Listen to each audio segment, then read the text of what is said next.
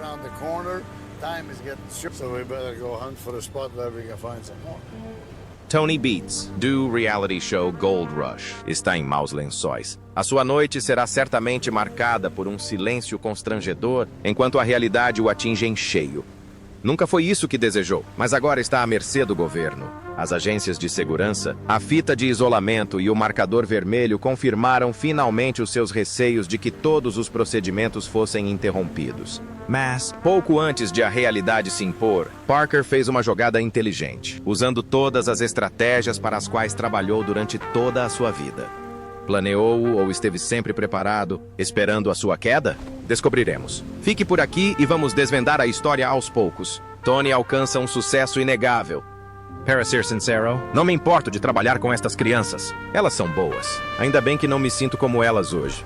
Tony, The Gold Rush, continua a ser um outsider quando se trata de alcançar resultados fenomenais nas minas de ouro. A sua paixão, empenho e resiliência ao enfrentar desafios complexos são algumas das características mais marcantes que o colocam muito acima dos seus pares. O seu percurso na Gold Rush não foi necessariamente repleto de momentos fáceis. No entanto, desde então, aprendeu a explorar as possibilidades de uma forma que deixa os seus críticos perplexos. A sua carreira só começou depois de ter construído uma reputação na indústria do ouro. Em 1994, começou a desfrutar de vitórias irrepreensíveis, ao transformar cada ideia que tinha sobre a mineração de ouro em trabalhos criativos. A criação da franquia Tamarack Gold Resources levou-o a demonstrar seriamente os seus talentos invulgares, e cada passo que dava colocava-o nos livros de história. Com o tempo, Tony tornou-se tão poderoso que uma pequena fenda no seu terreno aurífero afetou toda a indústria do ouro. Não foi apenas uma força a ser reconhecida, mas também alguém que influenciou diversas áreas de atuação. O amor inabalável de Tony pela mineração de ouro impulsionou-o constantemente a procurar inovações cada vez maiores para alcançar os seus objetivos. E, tal como um comboio em movimento, não pretende parar tão cedo. A sua familiaridade com a corrida ao ouro desde a sua estreia solidificou ainda mais o seu lugar na indústria da mineração de ouro como vilão. E, sem dúvida, provou que não está ao mesmo nível dos seus contemporâneos. Estreou-se no reality show em 2011 e, desde então, não tem parado de dar o seu melhor em todas as temporadas. Trouxe para o programa os seus anos de experiência na mineração de ouro, desvendando pouco a pouco os profundos segredos da atividade que praticava há anos. Os fãs nunca deixaram de ficar intrigados com as suas atuações. Sabia como mantê-los em suspense, e cada episódio e temporada desenrolava-se como um mistério, porque ele assim o fazia. Com o tempo, foi conquistando a confiança de todos, não por ser americano, mas porque sabia dar vida a cada cena em que aparecia. Tony fez de Em Busca do Ouro um espetáculo maravilhoso e, sem exagero, tornou-se o favorito de todos, entre nomes como Rick Ness, Chris Dummett, Todd Hoffman e Parker Schnabel, que mais tarde se tornaria o seu maior rival. Tony superou todos com o seu talento genial. Os seus anos de experiência deram-lhe a vantagem de revelar muito nos seus arquivos, e com o passar do tempo, isso ficou gravado no coração de todos, ao ponto de os críticos não poderem contestar. Tony dedicava-se de corpo e alma à sua arte, e sempre se preocupou pouco com as consequências dos seus atos. Foi sempre um lutador, que preferia enfrentar as dificuldades para conseguir o que queria, a acovardar-se perante os desafios. A corrida ao ouro expôs-no a diversas dificuldades, mas Tony nunca recuou, independentemente das cicatrizes. Em todas as temporadas, enfrentou desafios que desafiavam a sua inteligência. Mas, de alguma forma, encontrava sempre uma forma de os ultrapassar. Num dos episódios, sobreviveu a diferentes situações que poderiam ter sido fatais para qualquer pessoa. Enfrentou momentos desafiantes com falhas nas máquinas, dificuldades nas dragagens e incêndios imprevistos, mas conseguiu sair-se muito bem. Obviamente, para os fãs, ele foi a melhor coisa que aconteceu à corrida ao ouro, e as suas ações provaram-no repetidamente ao longo do tempo. Os fãs aguardavam ansiosamente cada episódio, e isto porque Tony sabia como tocar o seu coração de uma forma profunda. Com o tempo, a sua base de fãs cresceu enormemente, preenchendo a lacuna entre a fama e a popularidade. E cada episódio era uma oportunidade para Tony levar a sua nova abordagem alternativa aos ecrãs de TV de todos os espectadores, tal como sempre fez no passado, deixando um rasto de recordes inimagináveis. Gold Rush tornou-se uma plataforma da qual as suas pegadas nunca seriam apagadas na história. A sua coragem para enfrentar as adversidades e os seus passos calculados nunca o colocaram numa situação de perigo. E mesmo quando isso acontecia, encontrava sempre uma forma de resolver as coisas. A mineração de ouro era a sua vida e, mesmo no reality show, era inseparável dele. Nunca se disse num reality show que uma estrela de reality show é feita com tanta capacidade e dimensões variadas. Pelo menos uma ou duas falhas teriam surgido no processo. No entanto, Tony Beats era de uma estirpe completamente diferente. O seu caráter pavimentou o caminho para que se tornasse uma lenda, e os fãs puderam atestar isso mesmo no reality show Gold Rush. A sua personalidade foi construída para superar as dificuldades da vida. E onde muitos viam impossibilidades, estava pronto para pôr a engrenagem em marcha, desde que o seu instinto lhe desse luz verde. Atuar ao lado dos seus colegas na série de TV abriu-lhe diferentes perspectivas e, com o passar do tempo, confirmou também o seu nível de inteligência. Mas, para a maior surpresa de Tony, a sua vitória impecável em Gold Rush encontrou um grande obstáculo que lhe destruiu a personalidade. E agora só podia assistir de camarote. O início de uma calamidade sem fim. Tudo isto foi um grande sucesso. É de perguntar, quais são os segredos do sucesso de Tony Beats? Tudo começou quando ele menos esperava. Não admira que o tenha conquistado de imediato. No mesmo local onde estava vestido para a jornada do dia, com o seu macacão grosso e toda a proteção necessária, o seu capataz chegou com notícias devastadoras que o deixaram completamente devastado. Tinha testemunhado um cenário inimaginável e ficou em choque, algo que só ele poderia suportar. Mesmo à sua frente estava uma draga de metal, parada como se estivesse impedida de dar qualquer passo. Esta besta, que abrira caminho através da imensidão do frio e da sua semelhança, estava imóvel, abandonada à mercê do sol escaldante. Contudo, esse não era o problema, pois fora construída precisamente para esse fim. Em vez disso, um selo vermelho do governo envolvia-a como se estivesse embrulhada num qualquer enfeite de Natal. Estava imóvel, completamente sem combustível, como se tivesse trabalhado toda a noite sem bombas para sustentar estas afirmações. Isto não era algo a que estivessem habituados. Foi um apagão total e provocado por uma força superior. Numa fração de segundo, o suor e o frio percorreram-lhe os poros e ficou atônito com o que aconteceria a seguir. O rumor de uma possível paralisação espalhou-se pelas montanhas e, à velocidade da luz, os mineiros atravessaram os cumes para obter um relato em primeira mão do incidente. Várias histórias sobre o porquê daquilo terem acontecido surgiram de diferentes lugares, mas ninguém conseguia chegar a uma conclusão definitiva. Muitos debateram toda a situação, desde a ideia de que era tudo política, até Tony e a sua equipa desafiarem as leis da mineração. Tony, que tinha construído uma reputação sólida ao trabalhar em minas de ferro e gelo ao longo dos anos, não achou graça nenhuma e isso poderia ser o fim de uma era. Era uma ruptura total com tudo o que ele representava e, com as autoridades no seu encalço, precisaria de uma justificação válida para se safar. Mas agora o local está silencioso. As máquinas permanecem congeladas no frio intenso e os membros da equipa de Tony murmuram palavras de desilusão enquanto ele está fora de vista. Poder-se-ia dizer que isto se resolveria num instante e que o trabalho diário continuaria, mas, pelo que parece, custaria uma fortuna lutar contra os demônios que o mantêm refém. As manchetes também não ajudaram em nada. Críticos, transeuntes, pessimistas e supostos intrusos estavam todos em alerta, acompanhando as notícias nos seus ecrãs de televisão. Um colega mineiro, Parker Schnabel, que sabia ler nas entrelinhas, percebeu que era o momento certo para fazer greve e que qualquer atraso poderia revelar as suas intenções. Acenaram com a cabeça juntamente com a equipa, antecipando um possível benefício enquanto a notícia desaparecia dos ecrãs das suas TVs. A história da possível queda de Tony espalhou-se como fogo em palha seca e tornou-se tema de debate em várias estações. Era quase como se Tony se tivesse mexido com as pessoas erradas, uma vez que vários residentes de Dawson desejavam a sua queda abrupta. Parecia também que alguns indivíduos estavam a ser patrocinados para destruir a sua reputação, que foi sendo despedaçada aos poucos. Mas tudo isto não passava de especulação, até que lhe foi apresentado um relatório oficial. O relatório oficial alegava que tinha havido uma falha por parte de Tony. O texto afirmava que a paralisação resultou de sobrecarga hidráulica e incumprimento de ordens de recuperação. Mas será esse o problema? Dado que também foram divulgadas outras narrativas falsas a propósito da paralisação, essa deve ter sido uma prioridade errada. Contudo, Tony já estava preparado para o que iria acontecer a seguir.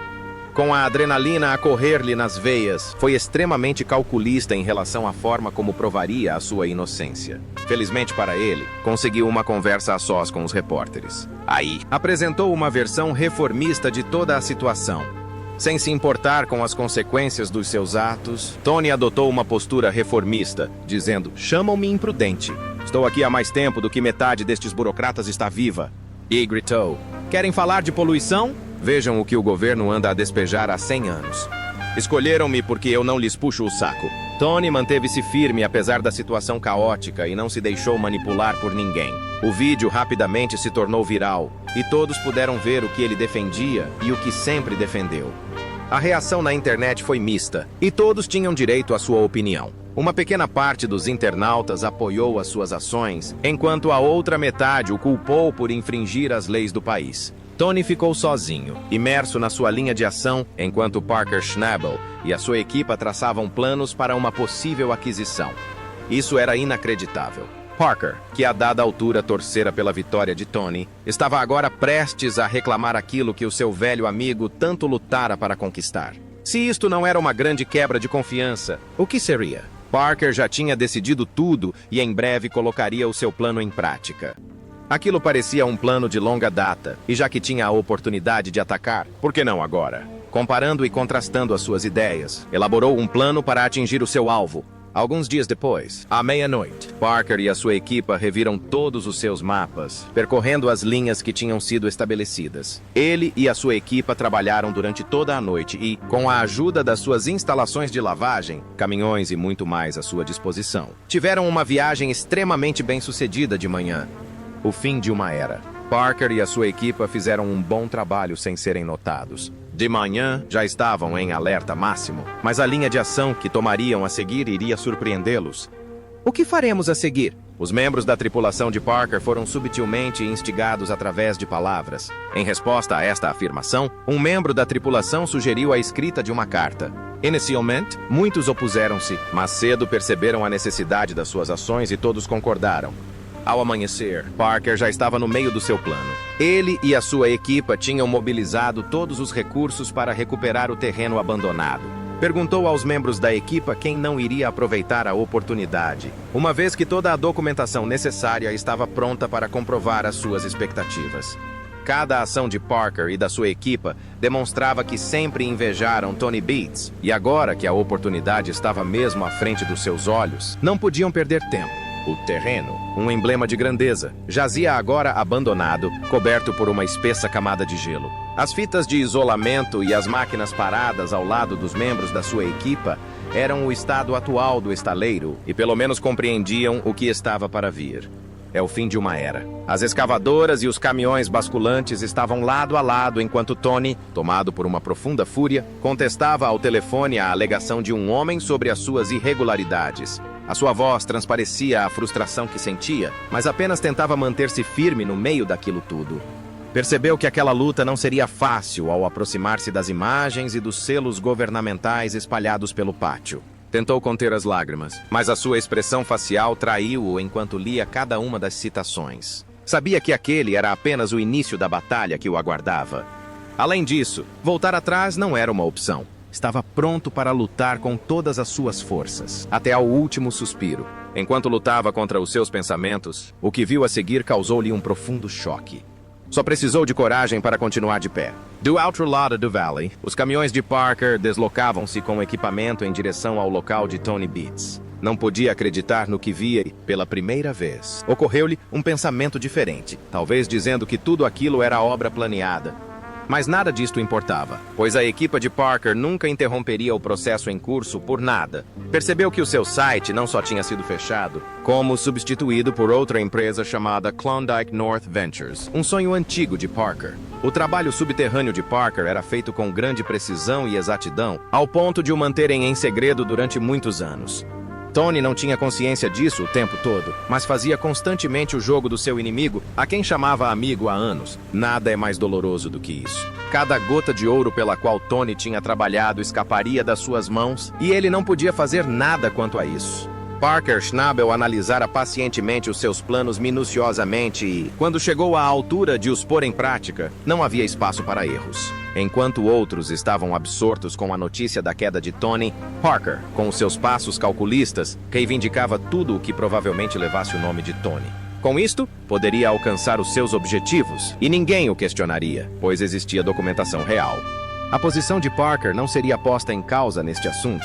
Esteve 10 vezes à frente dos seus colegas. Era o que pensava constantemente, e de alguma forma tinha razão. Durante a noite, as estradas estreitas que davam acesso ao local e o próprio local, que tinha sido sinalizado na penumbra, foram iluminados. Raios de lanternas varreram a área e, para legitimar que Parker estava agora no controlo, ouviu-se o barulho de tratores em funcionamento e caminhões circulavam pelo pátio. Um plano bem orquestrado chega à sua conclusão, diria provavelmente Parker. O brilho de todo o quintal era uma prova de que o mapa desenhado não o tinha desiludido, e tudo o que conseguia ver eram anos de investimento a dar finalmente frutos. Do outro lado, Tony estava destroçado com este novo desenvolvimento e só conseguia ficar parado em colinas altas, a encarar o que antes lhe fora seu. A dor era mais profunda do que uma facada, e mesmo que tentasse sempre recompor-se, era visível que se estava a cansar da luta. Numa ocasião, Monica Beats, envolta nas histórias do marido, decidiu espreitar. De pé, no alto das cristas, ela também podia ver a vida que fluía incessantemente daquilo que antes lhes pertencia, e alguém que só contava com a sua ruína ocupava agora o lugar. Essa era a maior traição que alguém poderia sofrer, murmurou ela. Mas tudo isso não passava de uma reação à dor que sentia por dentro, pois nada impediria Parker de tomar posse do que tinha planeado ao longo dos anos. Parker era um gênio da estratégia, e só quando revelou o seu plano final é que se tornou real para os Beats. Um monarca na diáspora. Apesar de tudo o que aconteceu, Tony Beats não teve de chorar para sempre. Sempre acreditou que existe uma saída para qualquer situação, e com este pensamento, derrotou muitos guerreiros. A batalha que se apresentava diante dele era séria, pelo que precisava de um plano estratégico para recuperar tudo o que tinha perdido. Dentro do trailer que se tornou a sua base, Tony Beats reuniu algum material e começou a trabalhar, enquanto elaborava uma possível rota para a justiça. Concentrado nesta tarefa, o seu coração batia mais forte que um tambor, enquanto vários pensamentos lhe passavam pela cabeça, procurando a melhor linha de ação. Ao estudar o mapa, as provas geológicas e a documentação de propriedade, analisou cuidadosamente as brechas para um possível ataque. Rodeado de familiares e apoiantes, a coragem para prosseguir as suas descobertas surgia todos os dias. E num instante estalou os dedos e disse: "Consegui!" Nunca sabem o que está para vir. A ninguém disse nada, mas pela expressão dos seus rostos, era possível perceber a surpresa. Ainda assim, apoiaram a sua decisão, sabendo que ele era o mestre dos planos. Parker tocou no fósforo errado e vai pagar caro por isso, murmurou calmamente. Num instante, pegou no telemóvel e canalizou toda a sua energia para as recentes descobertas. Com algumas chamadas, conseguiu falar com os seus antigos companheiros, que antes eram seus vizinhos e tinham estado ao seu lado em todos os momentos difíceis nos bons momentos. Do outro lado da linha, vozes repetiam palavras diferentes e, em poucos minutos de conversa, fez algumas perguntas, na esperança de obter respostas sobre algum do seu equipamento. As respostas deram-lhe esperança. O sinal verde de que precisava era a confirmação de que estava no caminho certo. Rapidamente, como se tivesse entrado em ação, pôs em prática todos os seus planos meticulosamente orquestrados. Ele iria continuar com a mineração, independentemente da gravidade das suas ações. A ideia de chegar a um acordo naquele momento não lhe passava pela cabeça, e também não estava preparado para recorrer. O seu último pensamento foi seguir o instinto. Afinal, os riscos sempre fizeram parte da natureza do seu trabalho árduo. Mais uma vez, falou calmamente, batendo palmas, Parker meteu-se com a pessoa errada. Nos dias seguintes, os membros da sua equipa, que estavam de prevenção à espera de novas instruções, começaram a abandonar o local aos pares. Era a viagem mais segura que se podia imaginar. E se isso significasse estar isolado, não se importaria. Sem licenças ou comprovativo de continuidade, os caminhões começaram a chegar. Os equipamentos foram cuidadosamente organizados e a equipa necessária estava no local para realizar um bom trabalho. Mesmo que este plano fosse uma resposta rápida ao seu sofrimento, Tony estava pronto a segui-lo à risca, renascendo das cinzas da derrota. Algumas pessoas não percebiam por que é que Tony se esforçava tanto para conseguir o que queria, mas com o tempo, as coisas começaram a encaixar. Enquanto isso, Parker desfrutava do sucesso conquistado com muita luta. Enquanto várias máquinas despencavam pelo chão e a estação de lavagem junto ao rio funcionava perfeitamente. Honestamente, tudo estava a correr muito bem. Mas isso não durou muito, pois os seus maiores medos depressa lhe bateram à porta. Certa manhã, enquanto seguia a sua rotina habitual, apercebeu-se de algo fora do normal. Um sensor com uma luz vermelha emitiu um sinal sonoro, indicando que algo estava errado. Foi detectado um movimento súbtil, mas quando lá chegaram, não viram nada que o incriminasse. A força invisível de Tony estava em ação, mas Parker não estava preparado para o que iria acontecer a seguir. Após 2 noites, foram encontrados vários vestígios. Mas o curioso é que nenhum caminhão tinha passado por aquela rota. A princípio, não deram grande importância, referindo vários fatores que poderiam ter causado a confusão. Mas, quando estava prestes a deixar passar, surgiu um estalido que aumentou ainda mais as suspeitas. Poucos dias após a descoberta destes trilhos, o capataz de Parker levou um susto ao realizar algumas verificações de rotina. Não podia acreditar no que via. Um drone sobrevoava o perímetro, na esperança de encontrar algumas provas. Junto à estação de lavagem, um drone sobrevoava a zona com precisão e, após uma verificação minuciosa, verificou-se que não lhes pertencia. Por esta altura, a montanha já estava tomada pelo fogo e Parker precisava de posicionar os seus guardas. Ao avistarem o drone, surgiram questões, mas não foi dada qualquer resposta até que este desapareceu com a densa nuvem de fumo e umidade. Tony Beats foi o mentor desta vigilância por drones. Do outro lado do Atlântico, bem a leste, o conceituado mineiro desenterrou cada fragmento de informação. De oleodutos a escavadoras e movimentação de caminhões, todas as informações de que necessitava estavam mesmo diante dos seus olhos. E, à distância, conseguia ver tudo o que se passava no local de Parker. Beats estava totalmente preparado para qualquer eventualidade. Caso algo corresse mal, aquela era a consequência do que ele tinha passado, a consequência da retaliação. Basicamente, ficou preso. Podem fazer um reality show de qualquer coisa, mas este é um programa enorme agora, certo? A linha de ação seguinte de Parker não demorou muito a ser definida, desde que tivesse provas que pudessem deitar Tony pela raiz. Ele não levaria isso na brincadeira, porque era uma declaração de guerra explícita. Os 2 grupos eram antagônicos e, embora parecesse que tudo estava bem no local, a internet não confirmava esta afirmação, uma vez que muitas coisas já eram rumores. Na Apsi, vários boatos circularam entre os mineiros do norte e inúmeras perguntas foram feitas ao público. Estaria Tony a desobedecer ordens do governo? Parker estava demasiado perto da sua antiga área de mineração? Estas e muitas outras questões surgiram da boca dos mineiros enquanto os 2 lados se movimentavam em puro antagonismo, aguardando o momento certo para atacar.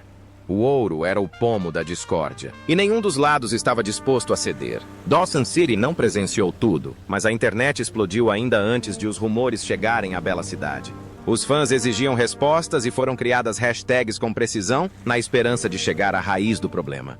No entanto, depararam-se com uma forte oposição que já existia há algum tempo. Mesmo assim, não recuaram. Exigiram justiça e não viam razão para que o rei de Klondike fosse enterrado sob a política e os erros, como alegavam. Vídeos do rei da mineração circularam na internet e os fãs foram recordados mais uma vez de como Tony construiu um império a partir do zero. Ora, um miúdo que mal tinha sido testado pelas vicissitudes da mineração, tornou-se subitamente páreo para a lenda. Isto era pura propaganda política. Por que é que Tony seria tratado como um farrapo? Se não fosse por isso, alguém disse. Falaram também sobre os anos de impacto de Tony, exibindo algumas imagens em bruto que, em vez de palavras, faziam justiça à sua história. Já era claro que Tony não era um mineiro qualquer que pudesse ser ignorado, mas sim alguém cujo impacto resistiria ao teste do tempo. Tornou-se o centro das atenções à medida que as notícias surgiam nos ecrãs de televisão, e cada transmissão mostrava um homem que se dedicou inteiramente ao que mais amava. De repente, a fama de Parker começou a ruir, e todos puderam vê-lo como ele realmente era. um mero interesseiro. Até o apoio dos seus fãs começou a vacilar com o tempo e, pela primeira vez, algo parecia estranho em Parker assumir o legado de Tony. Mas acreditar que Parker recuaria era uma história que muitos ousariam contar. Certa vez disse à sua equipa que lutar pelos seus direitos não era exploração, mas uma forma legítima de conquistar o que lhe pertencia, com o legado em pedaços. Tal como Parker tinha dito aos seus tripulantes, estava pronto para tudo, absolutamente tudo. Usando Tony como isco, explorou todas as brechas legais que pudessem fazer com que as suas ações parecessem ilegais. Primeiro, vazou várias imagens das operações de Tony, marcando-as com um nome insensível para trazer à tona o legado quase esquecido de Tony. Durante algum tempo, isso prejudicou a reputação de Tony. Quando tudo parecia estar prestes a dissipar-se, usou outra estratégia para apagar o escândalo. Pagou a alguns bloggers para divulgarem uma narrativa falsa, e eles fizeram exatamente o que ele lhes tinha ordenado.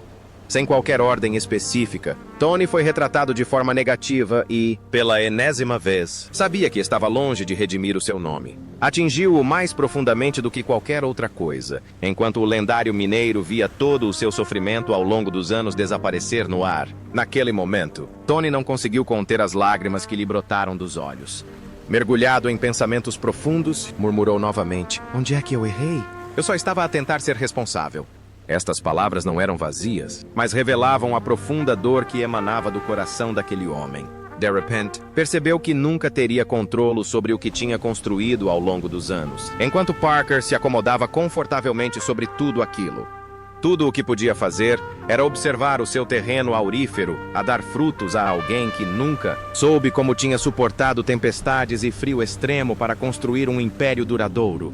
Diversos pensamentos lhe vieram à mente, mas nenhum fazia jus ao facto de que já estava desalojado da sua posse, que seria para sempre. Parker finalmente deu a volta por cima com a herança de Tony, e nenhum vestígio de remorso lhe cruzou o rosto por ter errado. Isto prova que o seu amigo mais fiel pode ser o seu inimigo. Infelizmente para Tony, viu-o com os seus próprios olhos. Talvez algo aconteça em breve. Mas, por enquanto, Tony perdeu tudo e só viverá com arrependimento à medida que os dias passam. O que acha deste cenário? Diria que Parker estava completamente errado? Deixe a sua opinião nos comentários e não se esqueça de gostar e subscrever o canal. Muitos vídeos incríveis estão à sua espera.